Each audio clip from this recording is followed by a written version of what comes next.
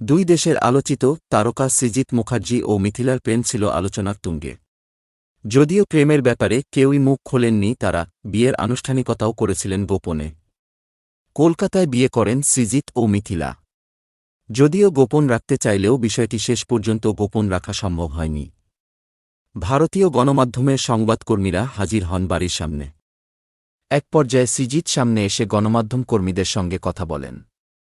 এদিকে সময় যত গড়াচ্ছে দুজনের বিচ্ছেদের গুঞ্জন প্রবল হচ্ছে। সৃজিত ও মিথিলা নিজেদের কাজ নিয়ে ব্যস্ত, তাদের আগের মতো ঘনিষ্ঠভাবে আর দেখা যায় না।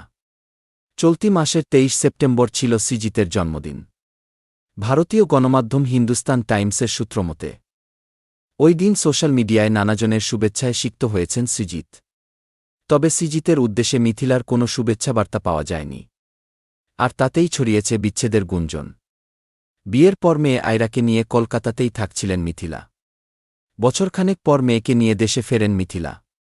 ভর্তি করিয়েছেন বাংলাদেশের এক স্কুলে।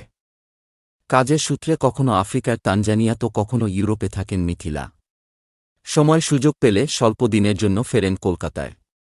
দুজনের এই দূরত্বের কারণেই সৃজিত মিথিলার দাম্পত্য নিয়ে ফিসফিসানির শেষ নেই।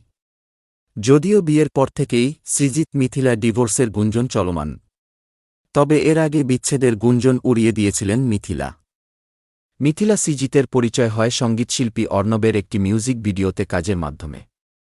সেখান থেকেই বন্ধুত্ব, তারপর প্রেম। সৃজিতের সঙ্গে বিয়ের আগে জনপ্রিয় সঙ্গীতশিল্পী তাহসানের সঙ্গে মিথিলার বিয়ে হয় ২০০৬ সালের ৩ আগস্ট, তাদের বিচ্ছেদ হয় ২০১৭ সালের জুলাইয়ে। দীর্ঘদিনের প্রেমের গুঞ্জন সত্য করে ২০১৯ সালের ৬ ডিসেম্বর বিয়ে করেছিলেন সৃজিত মিথিলা।